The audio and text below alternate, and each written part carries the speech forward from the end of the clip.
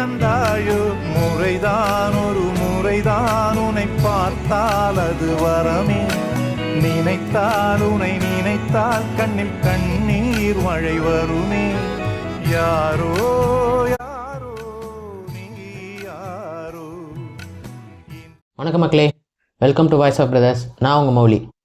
என்னென்னா, being Vijay is not easy. Thalapathy விஜயாக இருக்கிறது ஒன்றும் அவ்வளோ சாதாரணமான விஷயம் இல்லை. விஜய் மாஸ்டர் படத்தில் ஒரு டைலாக் சொல்லியிருப்பார், உங்கள் எல்லாத்துக்குமே தெரியும்னு நினைக்கிறேன். என்னை பிடிச்ச கோடி பேர் இருக்காண்டா வெளியில். முடிஞ்சதோட சொல்கிற பார்ப்போம். என்னை பிடிச்சவன் வெளியே கோடி பேர் இருக்கிறாங்கடா, வர சொல்லு பார்த்துக்கலாம் அப்படின்ற மாதிரி அந்த டைலாக் சொல்லியிருப்பார். ஸோ அதுபடி தான் விஜயோட ஃபேன்ஸ் எந்த அளவுக்கு இருக்காங்கங்கிறது இந்த மலேசியா ஆடியோ லான்ச்லேயே லைவாக எல்லாத்துக்கும் தெரிஞ்சிருக்கும். இதில் தான் தெரியணும்னு இல்லை, இதுக்கு முன்னாடி விஜய் அவர்கள் வந்த கரூர் கூட்டம், எங்கெங்கெல்லாம் அவர் நடத்தின கூட்டம், அவரோட ஆர்ப்பாட்டம் எல்லாத்துக்குமே தெரிஞ்சிருக்கும். ஸோ அத்தனை ஃபேன்ஸோட எதிர்பார்ப்பாக இருந்தது விஜயோடைய கடைசி படமான ஜனநாயகன். ஸோ இந்த படம் நாளைக்கு 9ஆம் தேதி ரிலீஸ் ஆகிறதா இருந்தது. இப்போது இது ஒரு சின்ன பிரச்சனையினால் போஸ்ட்போண்ட் ஆகிருக்குது. ஸோ அது என்ன பிரச்சனைனா, சென்சார் போர்டு பிரச்சனை. சென்சார் போர்டுக்கு இவங்க முதல்லையே மூவி அனுப்பிச்சு அப்ரூவல் வாங்கிட்டு மூவி டேட்டை அனௌன்ஸ் பண்ணியிருக்கலாம். பட் அவங்க டேட்டை அனௌன்ஸ் பண்ணிவிட்டு அதுக்கப்புறம் சென்சார் போர்டுக்கு மூவி அனுப்பிச்சிருக்காங்க. ஸோ இவங்க சென்சார் போர்டுக்கு மூவி அனுப்பிச்ச டேட் பார்த்திங்கன்னா December 19. ஸோ December 19 இவங்க சென்சார் போர்டுக்கு அவங்களோட மூவி அனுப்பிச்சு, அவங்க அதில் சென்சார் போர்டில் பார்த்திங்கன்னா ஒரு 5 பேர் இருப்பாங்க. அந்த 5 பேர் அந்த மூவியை பார்த்து அதுக்கு ரிவ்யூ பண்ணி சர்டிஃபிகேட் கொடுத்தா தான் அப்ரூவ் ஆகும். ஸோ அதில் 5 பேர் ஃபஸ்ட்டு பார்த்துட்டு அந்த மூவிஸில் ஒரு 24 கட்ஸ் அண்ட் ட்ரிம்ஸ் சொல்லியிருக்கிறாங்க. ஸோ இதை பண்ணுங்க, இதெல்லாம் தேவையில்லாதது, இதெல்லாம் வேண்டாம் அப்படின்னு சொல்லி சென்சார் போர்டுன்னு சொல்லியிருக்காங்க.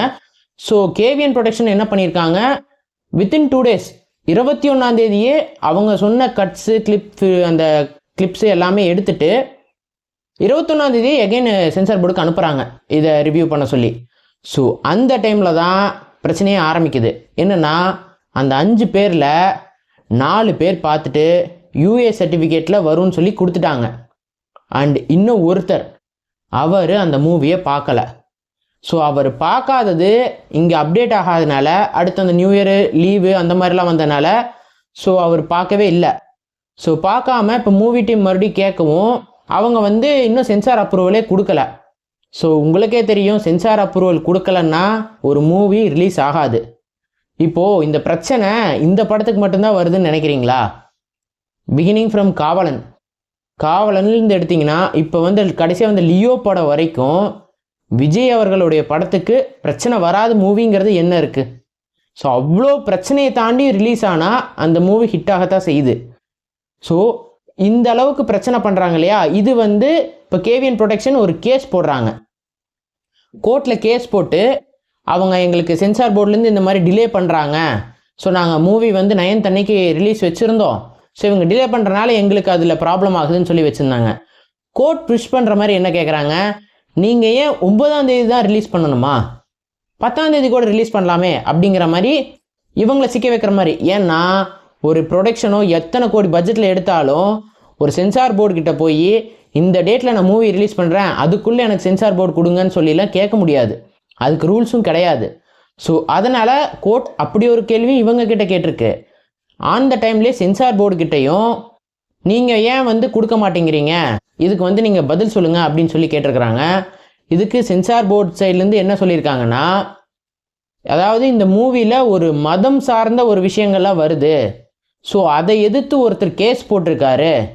ஸோ அதை நாங்கள் ப்ராப்பராக இன்வெஸ்டிகேட் பண்ணிட்டு தான் நாங்கள் கொடுப்போம் அப்படின்ற மாதிரி சொல்லியிருக்காங்க. இதை கேட்ட கோர்ட் அந்த கேஸ் போடுறதுக்கான டாக்குமெண்ட்ஸ் என்னென்ன அப்படிங்கிறது கேட்டிருக்கிறாங்க. And KVN production side lawyer இருக்கிறாரு இல்லையா, அவரும் என்ன கேட்டிருக்காருன்னா, இந்த மூவியை ப்ரொடக்ஷன் சைடில் இருக்கிறவங்கள தவிர வேறு யாரும் பார்க்க கிடையாது.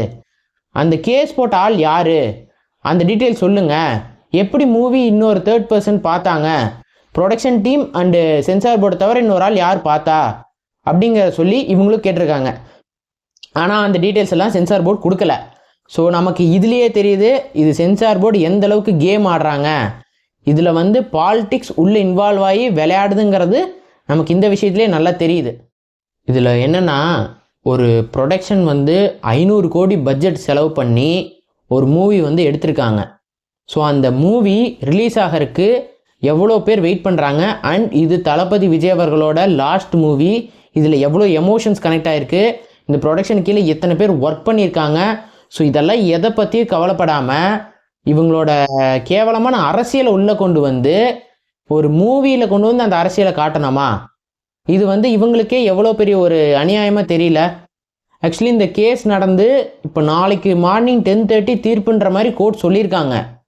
ஸோ அதுக்கு முன்னாடியே கோர்ட் ஒரு ரூல் கொண்டு வந்து சொல்லியிருக்காங்க. என்னென்னா, சென்சார் போர்டில் புதுசாக 4 பேரை போடுங்க, 4 பேரை போட்டு ரிவ்யூ பண்ணுங்கன்னு சொல்லி சென்சார் போர்டு சைடுக்கு சொல்லியிருக்காங்க. ஸோ இப்போ சென்சார் போர்டு புதுசாக ரிவ்யூ பண்ணுறாங்கன்னா அவங்க 4 வாரம் வரைக்கும் டைம் எடுத்துக்கலாம். இவங்க நாளானிக்கே சொல்லணுங்கிறதெல்லாம் கிடையாது. அவங்க 4 வாரம் வரைக்கும் டைம் எடுத்து கூட சொல்லலாம். ஸோ இதுவும் ஒரு அரசியல் கேமாக தான் நடக்குது. ஸோ இவ்வளோ பண்ணுறதுக்கு அவரோட அரசியலில் மோதணும்னா விஜய் அவர்களோட அரசியலில் மோதலாம். எதுக்காக அவரோட இண்டஸ்ட்ரிக்குள்ளே வந்து அவர் கடைசியாக நடித்த படம், அவ்வளோ எமோஷன், மக்கள் எதிர்பார்ப்பு, அத்தனை ஃபேன்ஸ், இதெல்லாம் கனெக்ட் ஆகிற இடத்துல வந்து ஏன் வந்து அவங்களோட அரசியல் விளையாட்டு போடணும்? இதை வந்து நம்ம தமிழ்நாடு புதுச்சேரி காங்கிரஸ் தலைவரான கிரீஷ் அவர் என்ன சொல்லியிருக்காருன்னா, நீங்கள் வந்து விஜய் அவர்களோட மூவியை இந்த சென்சார் போர்டை வச்சு தடுக்கிறது சென்ட்ரல் கவர்மெண்ட் தான், அதாவது பிஜேபி தான், அவங்க தான் இந்த கேமை நடத்துகிறாங்க. அவர் என்னன்னு சொல்லியிருக்காருன்னா, விஜய் அவர்களை வந்து நீங்கள் அரசியல் எதிரியாக பார்த்தீங்கன்னா எதுக்காக அவரோட கலைக்குள்ளே வரீங்க? அவரோட ஆக்டிங்கிறது வந்து ஒரு ஸ்கில், அது எல்லாருனாலையும் பண்ண முடியாது. இப்படி ஒரு இண்டஸ்ட்ரியில் வளர்ந்து அவர் இத்தனை ரசிகர்களை சேர்த்து வச்சுருக்கும்போது அவரோட ஒர்க்கை தடுக்கிற மாதிரி நீங்கள் ஏன் பண்ணுறீங்க?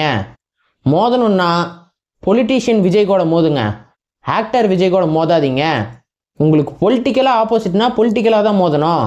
உங்கள் சில்லறத்தனமான அரசியலை கொண்டு வந்து இப்படி அவரோட இண்டஸ்ட்ரிக்குள்ளே கொண்டு வந்து ப்ரொஃபஷனுக்குள்ளே கொண்டு வந்து விளையாடாதீங்க. ஸோ விஜய் அவர்களுக்கு ஆல்ரெடி ஏகப்பட்ட ப்ரெஷர் இருக்குது.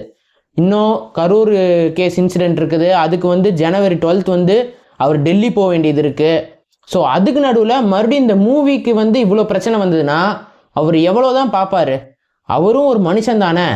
அதாவது ஒரு வளர்ந்து வர்ற உங்களை எதிர்த்து அவர் எதுவும் செய்யக்கூடாதுங்கிறக்காக எந்தெந்த முறையிலெல்லாம் ஒருத்தர் அடிக்கணும்னு நினைக்கிறீங்களோ அப்படியெல்லாம் முயற்சி பண்ணி பார்த்துட்றீங்க. ஸோ இப்போது விஜய் அவர்களுக்கு ஆதரவாக எந்த காங்கிரஸை தவிர எந்த அரசியல் கட்சியும் வந்து சப்போர்ட் பண்ணி பேசலை. அதாவது இந்த டாப்பிக்கை பற்றி பேசவே கிடையாது. காங்கிரஸில் இருக்க எல்லாருமே வந்து இதை ஒரு போஸ்டாகவும் இதை வந்து வலைதளங்களில் பதிவிடுறதாகவும் பண்ணிகிட்ருக்கிறாங்க. ஸோ என்னை பொறுத்த வரைக்கும் இது நாளைக்கு நல்லபடியாக தீர்ப்பு வந்து சீக்கிரம் அவர் படம் ரிலீஸ் ஆகணும்னு நான் நினைக்கிறேன். முடிஞ்சால் நாளானிக்கே ரிலீஸ் ஆனாலும் நல்லா தான் இருக்கும். நானும் அவர் படத்துக்காக வெயிட்டிங் தான். அவர் படத்தை பார்க்குறது நானும் ரொம்ப ஆசையாக இருக்கேன்.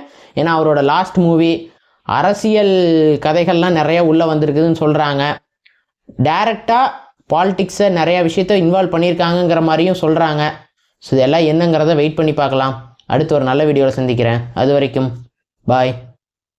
Life is very short, always be happy. Problems will come and go. Kill them with your success, bury them with your smile.